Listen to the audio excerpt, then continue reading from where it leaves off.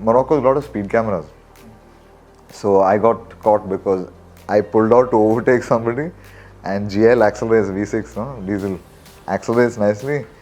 And as I overtake the policeman standing with a gun, radar. We get flagged on, and they're like, okay, Indian cars, you know why they let us go? The guy was a fan of Shah Rukh Khan.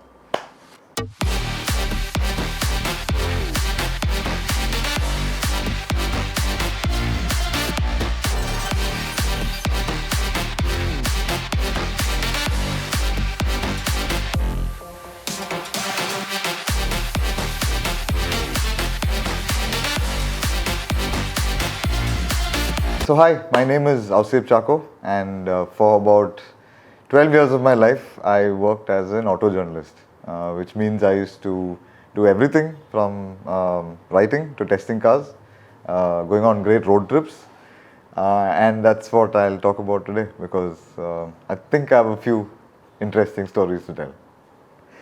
So the first one, I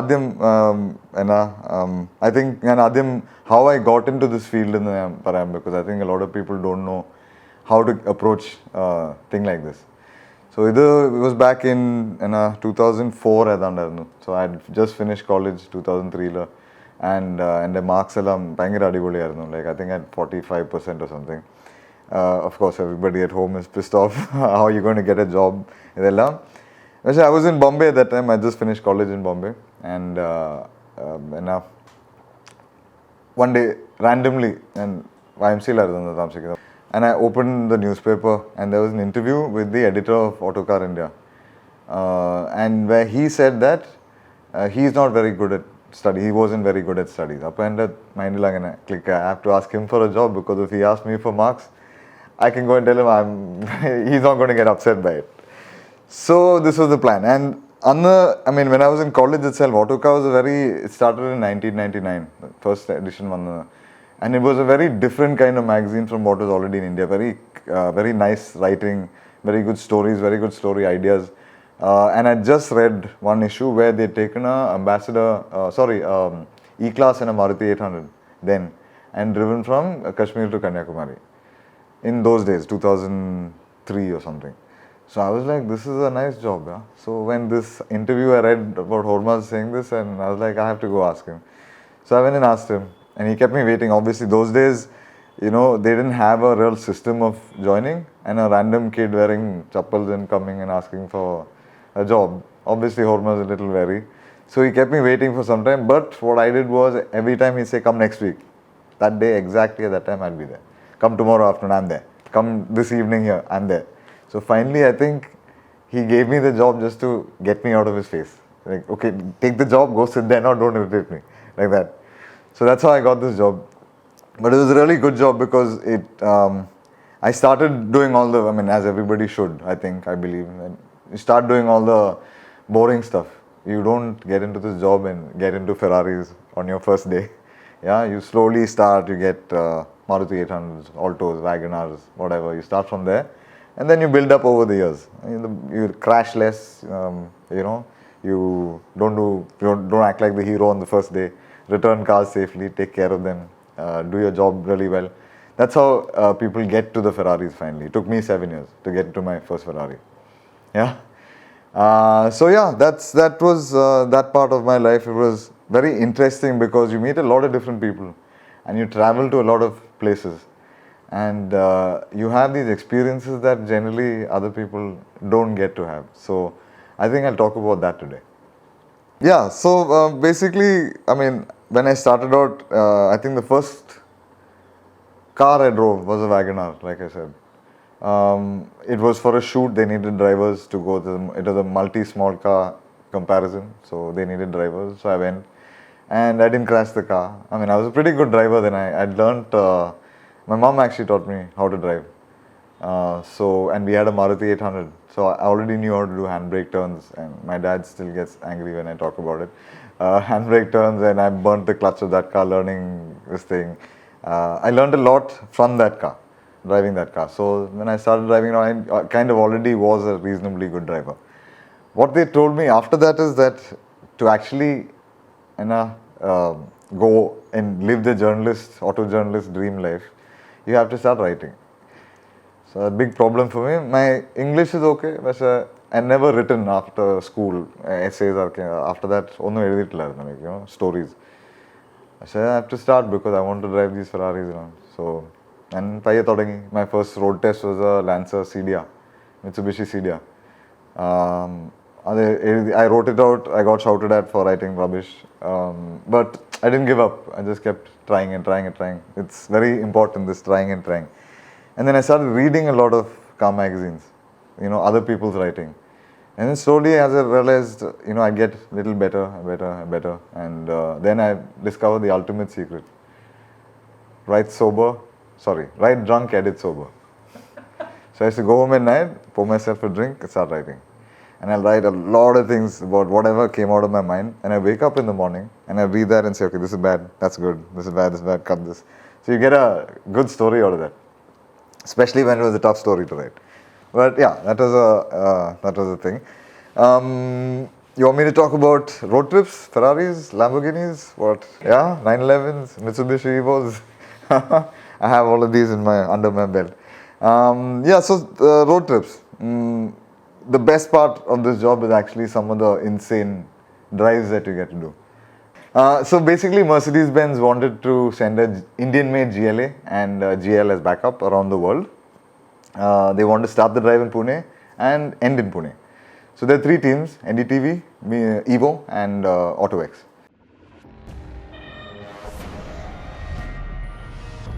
We have set off on an adventure of epic proportions.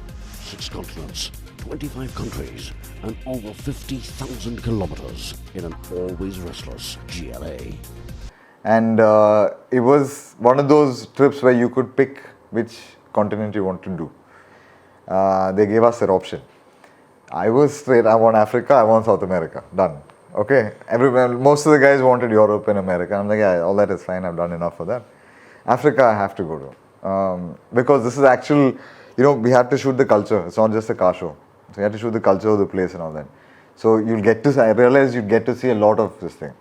So I got Africa and then South America, but I'll tell you about that later. But Africa was 18 days in Morocco. Basically, we flew to Spain, the southern part of Spain. There's a ferry that goes from there, take the cars. So the cars drove through Europe with the other team. We met them at a port called Algeciras. Drove onto the ferry and then drive across this 3-hour thing to the top of Africa. It's at sunset. I'll never forget that feeling because Africa has been my dream to cross. By bike, by car, by walking, by bus, whatever, I want to do it one day. So when you see the landmass of Africa, first you go past Gibraltar and then you go see the landmass of Africa. It's like the hair was standing up for about 2 hours from the time I saw it, like actually put foot on Africa, in Tangiers port. And the thing is, our customs, yeah. Okay, so the first thing we're coming with all this camera gear. Okay, and we had all the paperwork. We had a guy there who was helping us, local translator. He's fixed our route and all that. He pulled him, not this thing, yeah. He's not being able to get us through customs. They want to see some paper, some other paper, something else. And meanwhile, all these guys from Morocco, they're driving in their Peugeot station wagons and Mercedes-Benz station wagons, old cars, to Europe, buying all these garage sale stuff, furniture. And one guy, I think I saw everything pass through the port except maybe the Eiffel Tower. Okay. Everything else is going, and we weren't going because of cameras. We stood there for some 3 hours. Finally, they let us go. We went, we were tired, but it was the feeling of being in Africa for the first, that too in a place called Tangiers, which is legendary. Okay. When there, my dream was to see Casablanca, to see Marrakesh, and to go to the Sahara, and all of this we were doing. Marrakesh was insane. Like, this is a huge square, a huge marketplace. It's a 16th century bazaar or whatever. And I'm just standing there listening to some local singers and all that. And I look this side and there's a cobra at this height. There's a guy holding the cobra and asking me if I want to put it around my neck. I was like, no, thank you. He's like, no, take it. I'm like, no, thank you. Yeah. Then they want to shoot us buying some local culture. So we are Indians, no? Yeah. So our producer, he's standing there. And we fix it with this old shop. Yeah, he sells antiques and all that. It looked expensive. It was extremely expensive. But I don't know what we're thinking. We'll go shoot this. Us buying something for the journey, some good luck talismans. So we fixed it up with the shopkeeper. And both of us, hosts, Sirish and me, we walked in, and out of Nikumam, this guy comes up. We said, we're doing this journey. We'd like to buy something for the. What can you show? She brought some Persian rugs out. And we're like, how much for this? And he's like, some 3,000, I don't know, whatever euros. I don't know what it was. I remember a huge amount because my jaw dropped. And in the back, Poro, the producer.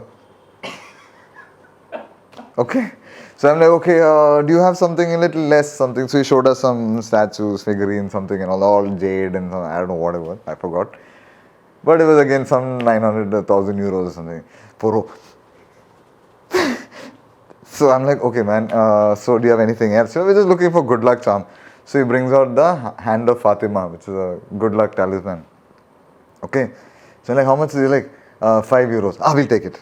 We bought two. One for each car. Okay. So he's like, after all that, you bought this. The shopkeeper. Anyway, we're just happy. We leave. Total crew is not much. There was two of us hosts, Sirish and me. One driving the GLA, one driving the GL. I love the GL, so and he loved the GLA, so he drove that, thankfully. Thank you, Sirish. So we had both of us. We had the producer, we had a sound guy, we had a videographer and one photographer. That was it. We had to fit all our luggage for 18 days in 2 cars. Yeah, and minimal people. And of course our fixer, the guy who from Morocco, Amine. He's a dreadlock kind of dude he was. So then we went to a place from there that was at the edge of the Sahara called Marzouga. So now when I was an auto journalist, I read this story in Car magazine about this journalist from the UK taking a Ferrari and driving it to the Sahara. Okay, to this place called Erchebi, which is near this Marzouga. And he's talking about this dirt road that's going and the Ferrari Testarossa V12 going through it, and that road trip, the pictures in that magazine, I'll never forget. Again, Cobra on top of the Ferrari in Marrakesh, So all these things are in my head. I have to recreate it somehow. And I'm in this GL, and we're driving at sunset, and you can see the red dunes of the Sahara on the side. And this road is exactly how I described it, going in the Ferrari. Except the GL is much more comfortable, so we didn't feel the in the Ferrari. You can, So we went, and I couldn't believe, like I had a tear in my eye, man, because I'm doing something that, I'm living a bucket list thing right now. And then we get to our hotel. We have to dress up like Tuaregs, the local tribe. Edit the plate, they tear it up after that. And then you're supposed to sit in community eating. Everybody takes from one plate. So I looked at the nice big leg piece, and I'm like, I took it and I bit into it, and it's rubber. It hadn't cooked because for the shoot they'd done the goat quickly. Only the outside was done, inside was. I struggled with that for like half an hour. Then they made us dance and all that. The next morning we woke up and they're like, we're driving into the dunes. So the GLA couldn't come because it's front wheel drive. GL we took in. Man, I'll never forget. I just parked the car there. They wanted a time lapse of the sun coming up. I just parked the car on that dune. And I walked back and sat on top of this dune and I just watched this sunrise coming over. It blew my mind. I think it's the best thing I've ever done in a car. I was out of the car, but with the car. Then yeah, of course, we went to Casablanca. The rest of the trip was quite tiring because of shoot schedule and this. But Africa was one of those bucket lists. That Morocco trip. We went to Western Sahara. They wouldn't let us cross. The idea was to retrace an old Dakar route and go to Senegal and to the beach where they finished the Paris-Dakar rally, the original one. But you had to cross through Mauritania. We got to the border, they said don't bother because there's a 5-kilometer no man's land. You guys have these 2 very expensive looking cars with orange stickers on them. You're asking to get shot. Not even like accidentally, they'll shoot you and take the car. Said, okay, fine, sorry. We'll go back to this thing and ship the cars out to the States, which is the next leg, and we'll go back to India. So that is that trip. Next leg of this is from Mexico down to Panama through all of Central America. We were supposed to do South America, but we didn't have time. Samayillarnu. So they cut the trip short at Panama and shipped the cars back. So again, I met the car in Mexico City. I flew in from Thailand, some 36 hours or some random thing like all over the world, and then landed in Mexico City, got in the car, started driving. That place, the thing is, like some of these Central American countries are quite violent. So in the thing when they said you're going for this, the docket that you get from Mercedes and from the people who are helping us, do not drive at night. Whatever we did, it's always going into the night. And one night in Nicaragua, Yeah, Nicaragua. This pickup truck overtook, I was driving the GL in front, this pickup truck overtook the GL, cut me off, pushed me to the left, and I'm like, shit, done, we're getting robbed. And these guys with ski masks and guns get out and they surround the car, they got the guns. So I'm just sitting there and like, what did I do? And I slowly put the light on, and our fixer there was this girl, Maritza. She's very smart. Okay. So she realized this is not they're not criminals, they're the police. They're wondering what this Indian Pune registered MH14 car is doing in Nicaragua in the middle of the night. So they stopped us. So she rolls down her window and she smiles at this guy and says, "Are you our escort?" And the cop's like, wait, what? So we show them all the papers and they're like, okay, we'll actually give you an escort out of this town because this is a dangerous place. So they gave us a police escort. Yeah, but that is also an insane trip. A lot of things. The cars got broken into, passport got stolen.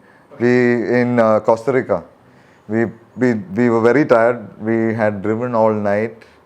We couldn't take the GL and the GLA because they're right-hand drive cars.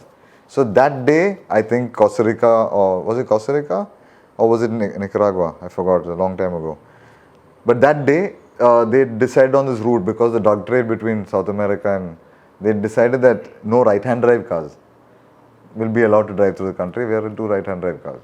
So plan was put the cars on trucks, ship them across to Panama. We'll drive them in Panama and send them. We hired 2 Grand Vitaras next day. And the thing is, there's these gangs that stand outside these rental places. They'll be watching who all are coming in and what luggage they have. They'll follow you after you take the car out. So we had 2 Grand Vitaras. They'll follow you, and as soon as you leave the car, they'll come smash the glass, take whatever they can and run off. Gundala. Yeah, they'll follow you.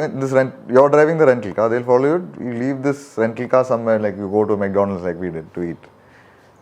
Came in broad daylight, busy streets, smashed the glass, put hand in, grab whatever they could and ran. So that was the passport.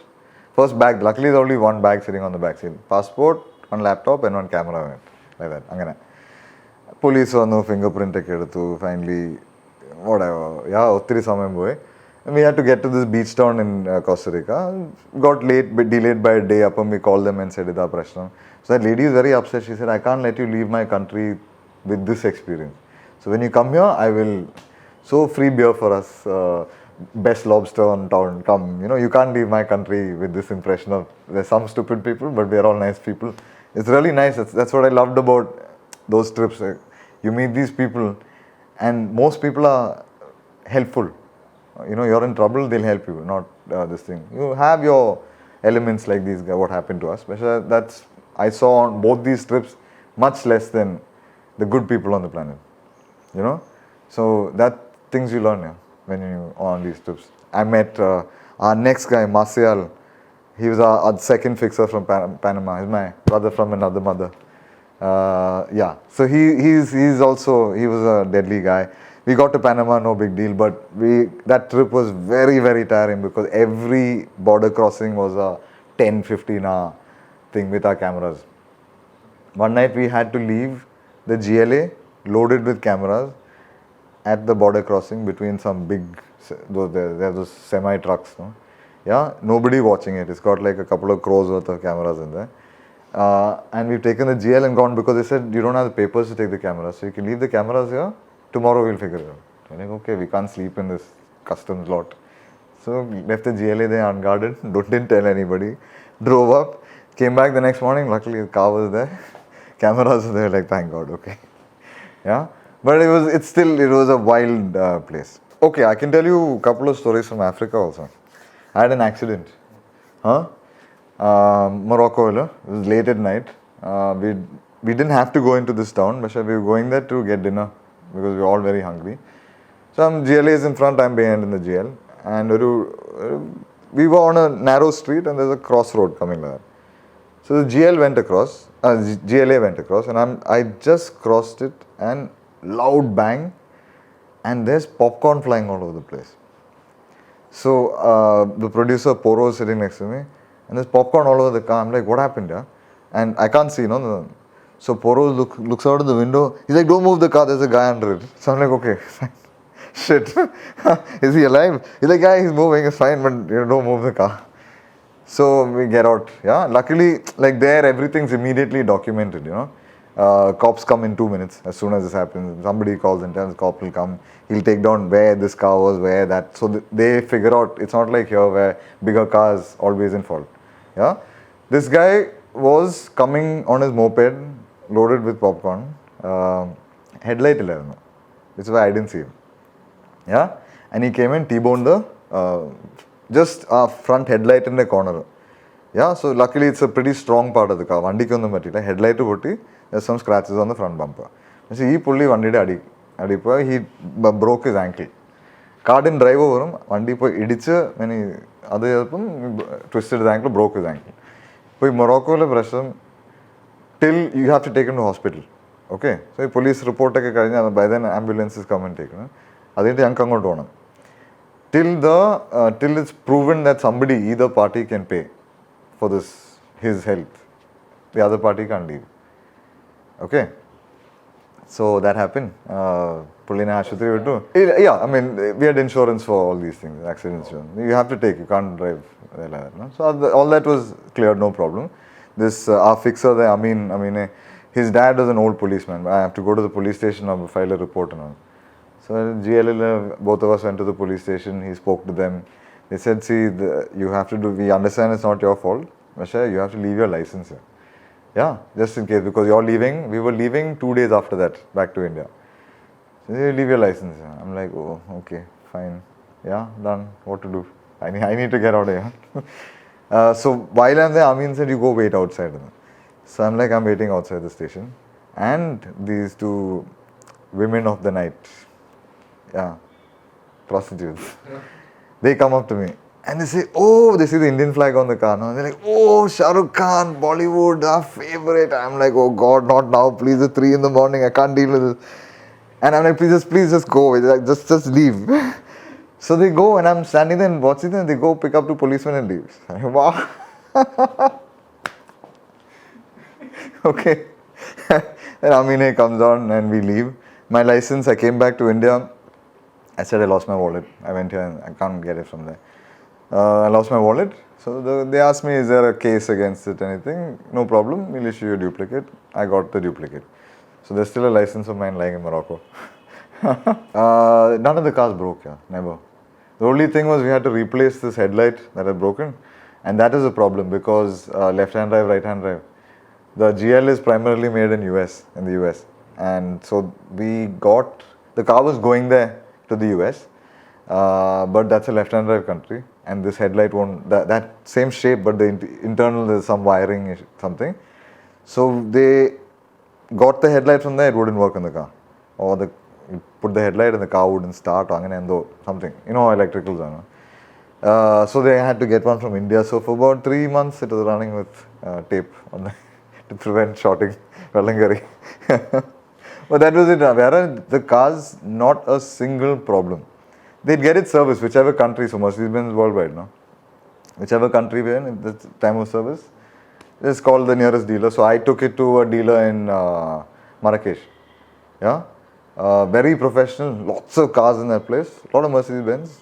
They took these cars and they were like, wow, cars are going around the world, we'll fix this up properly right now. Very quickly, 2 hours, car was out, both the cars. Yeah. So yeah, the cars didn't give us any trouble, but we had to be very careful. We were driving many long hours because the shoots were always getting delayed. So we'd be driving. One day we did a straight 18-hour drive. Yeah, just drove straight. Morocco has a lot of speed cameras. So I got caught because I pulled out to overtake somebody, and GL accelerates V6, no? Diesel accelerates nicely, and as I overtake him, the policeman standing there with a gun, I mean radar. We get flagged on, and they're like, okay, Indian cars, you know why they let us go? The guy was a fan of Shah Rukh Khan.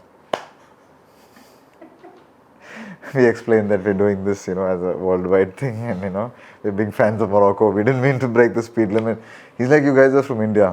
That Shah Rukh Khan movie, that one. I was like, yeah, that's So he's like, okay, it's fine. You guys just go. So we left. Thank you. Yeah. So yeah, so all these little things that happen, it just, you remember it many years. Like at the edge of the Sahara, the hotel we're staying in, a lot of these crazy people. One guy come to fly paragliders on the dunes. The Sahara is some of the tallest dunes on the planet, no? She's come to jump off these dunes on his paraglider. Then there's one lady, French woman, I think. She'd just come 2 days before from Kerala. She'd come from the Mata Amritananda something, whatever, yeah? So she'd come and she's in the Sahara now. And I'm also, hey, I'm from Kerala. Yeah? So you meet all these really interesting people, and you have these, like these experiences that you can't imagine now. Yeah? And that's why this job was, like I found a lot of interest in it because you'd get to do all these things. And somebody else is paying for it. That's the best part. Yeah. Yeah. But that was the easy, it was an awesome thing. And none of these guys, they take you for these car launches. You'll always fly business class. You'll always be in the best hotel of that place. Yeah. It's always, it's never like a BMW being launched. They're not going to put you in a Mundakam Lodge. Yeah. It's really fancy, and they want to experience, so you'll have some whatever. It's always a great thing. So yeah, that is that part of the thing. We met this guy in Nicaragua. He was an arms dealer. Like he makes guns and tank parts and all for militaries. And he's got some 70 cars. Everything. So one garage has the Germans, one garage has pre-American, pre-70s vintage, one garage is pre-50s vintage, one garage is replica, like a Ford GT40 is real, the Porsche 356 Speedster replica, yeah, one Ferrari 250 GTO replica. So all the very nice gentleman, yeah, old guy, he knows all about his cars. He in fact got in the GT40 and started it. It had straight pipes. I'll never forget the sound. It's just, he started the Cobra. He had the Cobra. That, I'll never forget. We wanted to shoot an old Land Rover because you're in Africa and born free and all this thing. So we got one guy to lend us his Land Rover Series 3 it was, I think. Series 3? Yeah, Series 3. So old school, yeah, very basic. That's the one day he uses to take family പള്ളിയിലേക്ക് പോകാൻ. അങ്ങനത്തെ പുള്ളിയും വന്നായിരുന്നു. And we put him in the GL, he's happy. Yeah, electric seats, seat massager, whatever. AC, no quiet engine. So he sat in it, I'm driving this old Land Rover across. We went to the sea, near the sea somewhere, a cove. And we were shooting this Land Rover there. Driving it is damn difficult driving because no power steering, no brakes, so full force it, and it's damn hot. It's Africa, it's really hot. So I'm doing all this, and this police jeep comes up to us, and he's coming really fast, like they want to do something to us. So again we're like, oh shit, what have we done now? And they come up to us and they're like, this place is very notorious for smugglers. And they don't like people coming here. They shoot before asking questions. So if you want to live, you should leave now. Yes, sir. Okay.